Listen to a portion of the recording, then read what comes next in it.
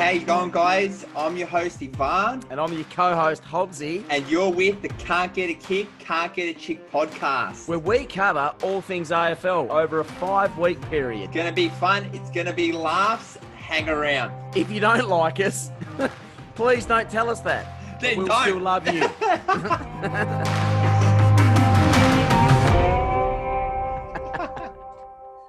Okay, welcome, guys, to week 4 of Can't Get a Kick, Can't Get a Chick podcast. And it's also our finals edition. So thanks for joining us, guys. Hobbsy, it's good to have you here, mate. Always a pleasure, Bont. Always a pleasure. Yeah, what a weekend of footy. Brisbane and Port Adelaide hit the road, and the Cats and the Tigers are in the GF. Yeah, it's going to be an all Melbourne grand final, guys. Unfortunately for the AFL, it's not what they wanted, but that's what happened. Yeah, look, reflecting on the Port Adelaide and the... Oh, almost forgot who was playing there, Bont. Reminded me of someone about 5 minutes ago. Reflecting on the Port Adelaide and Richmond game on the Friday night. Yeah, for me, Bont, Richmond in the end, I think we just overawed Port Adelaide. I think Port Adelaide just was, regardless of the conditions, struggled with a bit of belief, I thought. I think they will look back at that. That's a massive missed opportunity. Home final, you got to win those. Yeah, I agree. And obviously finish on top of the ladder and, obviously having the best season out of all the teams. I think it was just that lack of finals experience and I think the pressure build-up. Look, the wet conditions also favoured Richmond as they are the number one AFL team in the wet. And that also maybe would have hurt their confidence. And also looking at Richmond last week, they were in great form, and I think that would have just been playing a little bit at the back of their mind. And they just lost their sort of flow. It was wet condition. The balls were bouncing, but I didn't feel like the flow was there. I didn't feel like, they gave Dixon enough of a chance. He was very quiet that first half. Obviously your man Boak, he was awesome and a few of those midfielders, but I didn't see a lot of standouts, and I think everyone sort of needs to come together in the finals for the teams to get up. Oh, look, I know we've probably been good at disagreeing along the way, but I can't really disagree with you on that. That Port Adelaide lacked the spark. They looked to Rosie and they looked to their younger blokes to get that spark, and Motlop was another player that, threatened to do some damage, but it seems to be the same old brigade that bobs up in the big moments. And I think, mate, that's where Richmond have been separating a lot of sides over the last 2 or 3 years, and even to an extent in 2018, is that they just take advantage of the big moments. And, I think it's just when you're taking the big opportunities in the big moments, you're not going to lose those big games. And Richmond have just got it in their makeup that they take their opportunities when they arise. And I don't know, is it other teams not recognising the big moments? I don't know. It couldn't get any bloody bigger. You wouldn't have thought for Port Adelaide to wake up and recognise that moment. But, yeah, Richmond for me, I think I think in the end, even though they won by a kick, I just felt like they were always in control, especially that last quarter. Yeah, I agree. And I actually think that Richmond actually could have ran away with it, and they actually kicked a lot of points. So the game could have gone away further from Port Adelaide. Unfortunately, it didn't, because it made the game really close, and it was a really, you were sort of at the edge of your seat because you felt like it could have went either way. But I just felt like when Richmond had the ball, they were just a little bit more dangerous, a little bit more composed. And their star players all stood up. Cochin was awesome, his 250th game. Obviously Dusty. I actually read Kane Corns actually made a good point about the man they put on Dusty. And that sort of explains, I knew he had, but I didn't. The man was playing on for the whole game, and I think it was just a bad matchup. Obviously, it was because Dusty had a pearler, and there just could have been a couple better decisions made, obviously. And I think their star players need to stand up, and the more experienced ones, and they didn't do that. Gee, a very serious analysis. Very, very, very serious. How was that? Yeah, well, look, I just think that the right side got through to the grand final, and I honestly believe that Port Adelaide probably lack another key forward. I think they'll go shopping over the break because they're clearly in a position of where they're lacking the ability, I think, mentally and physically to take that next step, and that's why Richmond, I think, if you're ever going to win a flag, in my opinion, and if you're ever going to make a grand final, you always do it with two forwards. Always. I mean, you look at Kennedy, you look at Darling, even look at the Dogs to an extent, had a good array of forwards, but you always do it with powerful forwards. I mean, you look at Rewalt, who can really just sort of, fox it around the goal square and then Lynch is the main focal point. It doesn't surprise me because they look up and got options, mate. They've got options. And it's the same problem that Brisbane have got, which we'll touch on against Geelong. They don't have these blokes that can take a mark of the footy. Like, I watched Brisbane on the weekend, and I know we'll touch on it, but, there's just no blokes that are just going to, hit the pack like a Hawkins and take a grab.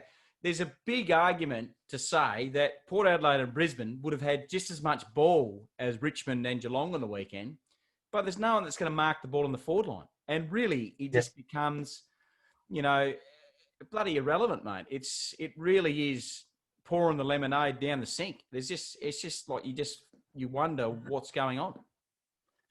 Yeah, I agree. I think they're gonna have to look back and they had a really good chance this season, finishing on top, and I think Port Adelaide's really going to be kicking themselves, and they've got to probably find one more key forward, to sort of give them that little bit of spark and give them another target and a like someone who's going to sort of bring the whole team together, sort of like a Dusty, one snap, one big move, and the team's alike.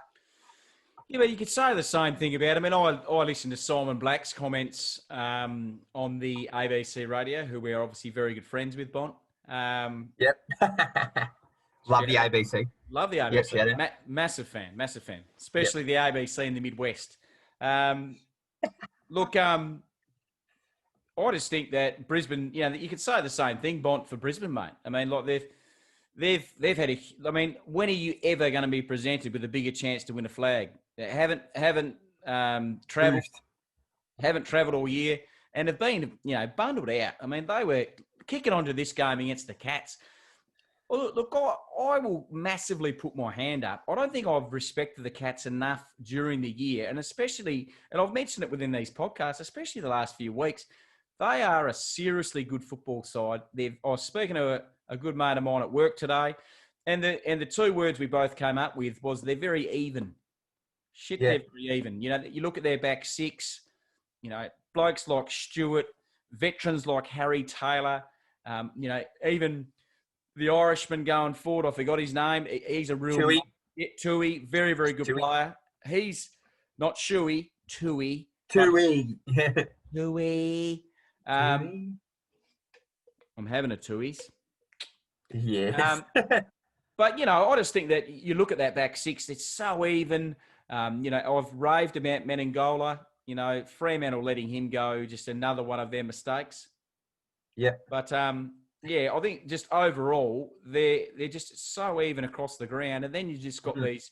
I mean, yes, I know the Ablets of the world and the Dangerfields of the world are consistently spoken about, but that side's extremely even. And it'll be frightening if they win the flag this year and throw in Jay Cameron for 2021. Yeah. I think I watched both games, and I think for the Geelong game, their back six really stood up in that first half. And I think it was Mitch Duncan that floated across that sort of half back, centre half back, and he was just chopping them off. And he was just really good. It was that really good support for the back six, and that's the thing. I feel like the players know where they need to go, and their structure is really on point. And they were just a pleasure to watch. And I think also the experience helped a lot. And credit to you, Hobbsy. You actually said that to watch out for Ablett, and he actually was really one of the standouts. So, well, I'm never I'm never going to go back up and get an itch from the nearest gum tree. But end of the day, end of the day, I invented that saying too, by the way, listeners. Yeah. End of the day, like, it was no surprise the performance by Gary Ablett, and as I mentioned, it all just gets to the back of within finals. The champions use the ball, just so well, and they take such care of the footy. And I would say the most important goal that was kicked on the night was in the third quarter when Ablett ran out of the middle. Brisbane had kicked a goal, and Yep. Geelong were then put 11 points up, or might have been 15 points up, with Ablett's running goal from the middle of the ground. And he It was went 11 points, yeah. Yeah, and the champ, he wound back the clock. He wound back the clock. He went the extra mile. Ablett lost a bit of interest. Let's be fair, when he left the Gold Coast and then came to Geelong, it was sort of like, every year that went past, it was like, is Gaz wrapping it up? But I think these last 2 years of footy have probably been some of his better footy he's played over the last 6 or 7 years. He just looks hungry. And look, I think he's a huge chance to be a part of the side that wins a flag on Sunday. Yeah, I don't think they're going to touch the side again. They didn't touch the side, I think, this week, and I don't see them doing the same. They just work well together. I think the team's really come together in the past 2 weeks, and I don't think anyone's going to be losing their position. Reece Stanley also played really well in the ruck. They really won the hit-outs there, and I think just across the board, just everyone just played their role, and I think that's what you need to do, So obviously Gary Rowan, he's a speed demon, and he had a really good game. And Hawkins didn't kick a bag, but he done his job, kicked 2, and crashed a few packs, and that's all you need to do in the finals. I'll make these are the 2 points that I'm looking for the coming grand final. Yep. I'm more worried about Jack Riewoldt than I am about Lynch going into a grand final, because Lynch, I already know, will get huge amounts of attention. He'll get naturally Geelong's best defender. But the thing about Jack Riewoldt is he hasn't played any bad grand finals from what I've seen. He's always been thereabouts. He's been dangerous. He hits the pack. He gains, how could you not? But he gains, an extra, bit of tenacity for a grand final. But Riewoldt's an aging character, and it wouldn't surprise me if he was a real handful on grand final day. So he'd be one player that I would be really looking to disrupt to get in the road of Richmond winning their 3rd premiership in 4 years. And another player that you need to get in the road of and stop is Hobley, and you need to stop Shea Bolton. If those blokes are allowed that link and play, that'll cook the opposition. I'm more worried about Riewoldt, Bolton, and Hooley than I am about Martin. Oh, wow. I also got to think they've got to watch out for Edwards. I think he's proved to be another playmaker, and he's really good around the ball. I think he's proved himself to be dangerous as well. So I think for me, it'd have to be Edwards, Bolton, and Dusty would be my 3 danger plays for the Cats. And on the flip side, I think the Tigers. Thanks. Yep, for the Tigers. I don't know. It's just to give you an idea, guys. It's midnight over here. I'm still waiting for Morgan Freeman to walk in the back of your lighting. Yeah, it's terrible. Only YouTube viewers will get that. Yeah. But I did try to fix it, guys. I'm just a bit struggling with technology. But moving on. Sponsored by Bullet Bourbon. And got my coffee. Yeah, sponsored by Bullet Bourbon. It's all good. But then moving on to the Cats, I think the players are going to have to watch out for. I think obviously Dangerfield's a big one. I feel like Zach Tui can be dangerous. I actually liked him in that last game. He obviously kicked that goal, and he's good. He's good across the whole field.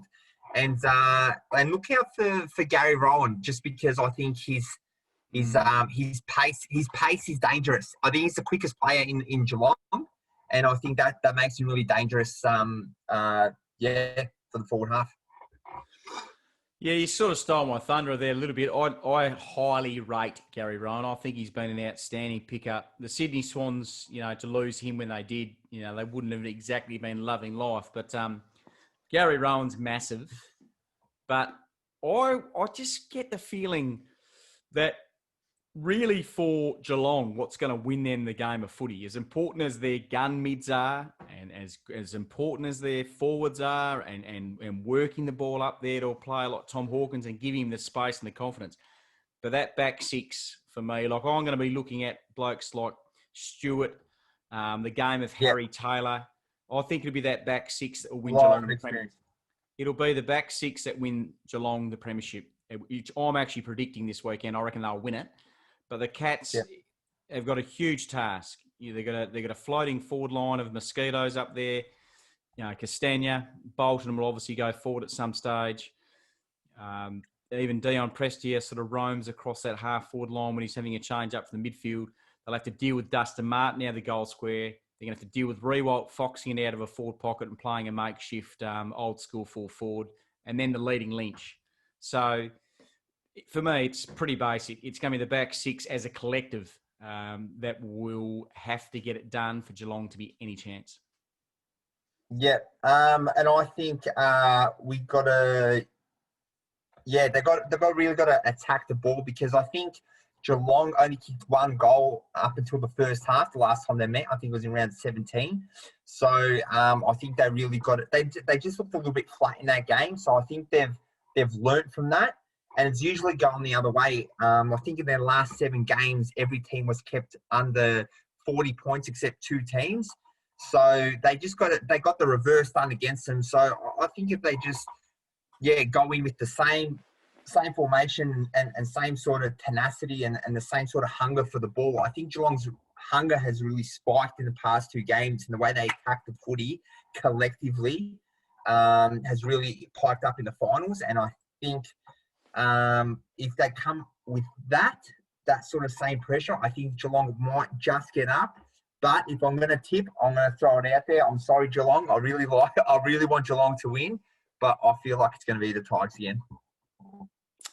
I'm going to go Geelong by... Oh! 2 little figures have rolled through my head, 12 points and 2 points. But I'm going to go with, I reckon if Geelong are playing good enough footy, it'll be a 2-point job. What worries me about, I'll give you 2 things. Two things that worry me about either side. So one each, obviously. For Richmond, what worries me is both grand finals that they've won have been quick kills. It's been the fox that's just walked into the hen house and just had a feed and, catch you later. What are Richmond going to be like as a grand final side when they still have a side that's hanging around at 3/4 time, still have a side that could potentially be beating them at quarter time? Have a look at it. Quick kill against the GWS, it's pretty easy. No disrespect, but it's pretty easy to get on top and coast through a grand final when you can kill off a side early. GWS's confidence was gone after the 20-minute mark of the first quarter last year.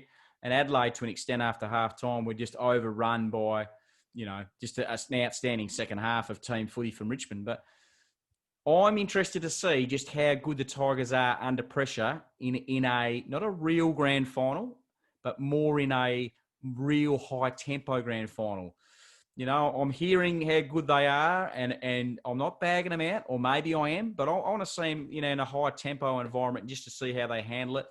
And the Cats on the other side, what is my major worry is the goal kickers, because when they go the panic, the Cats, they become very stagnant and they become very Hawkins reliant.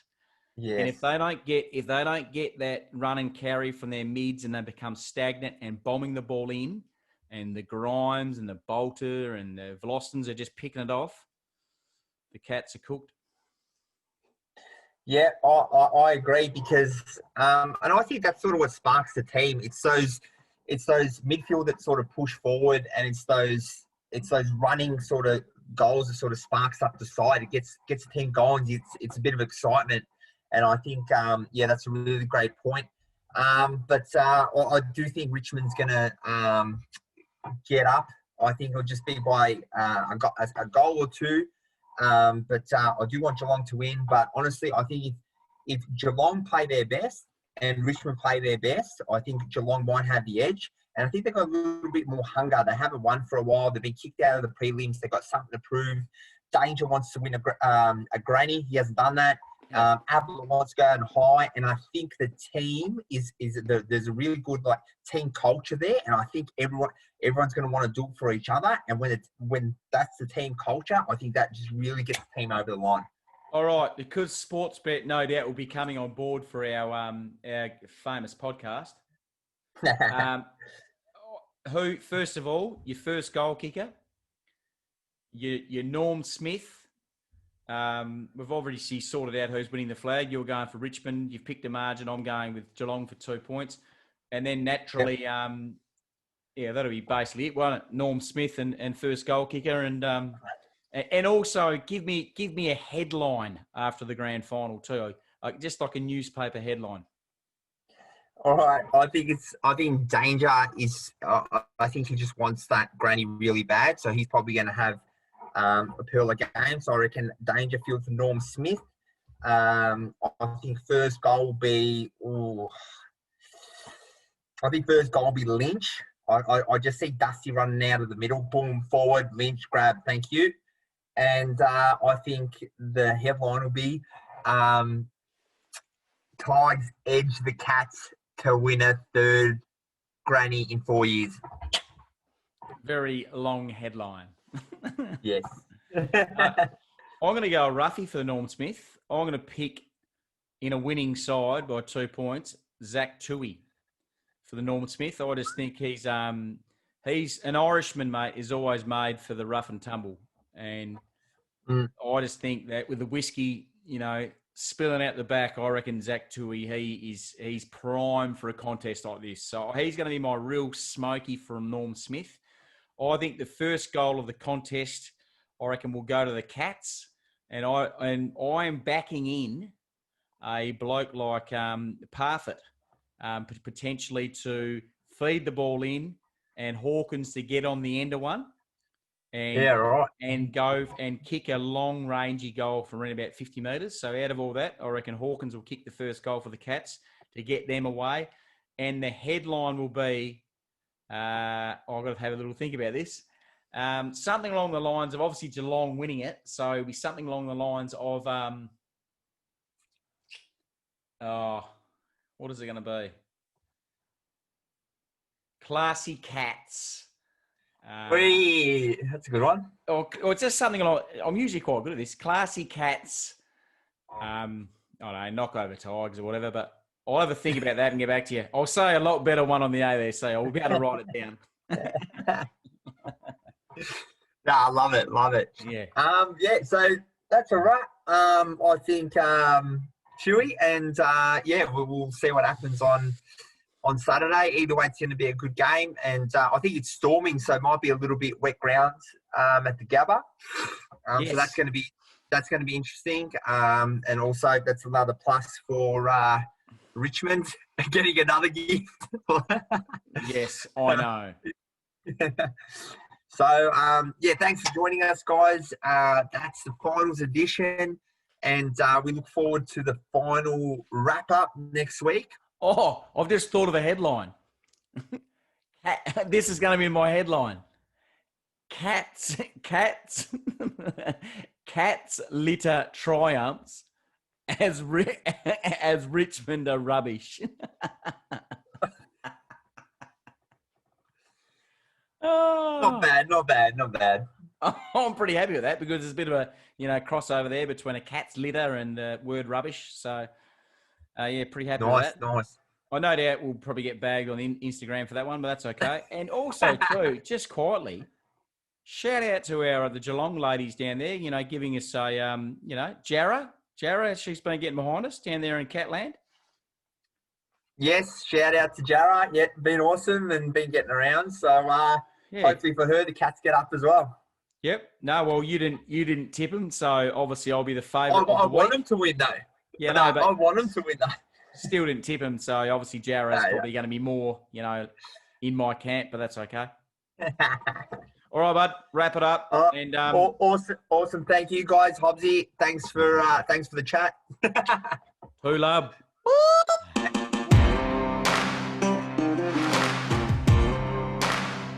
Bye.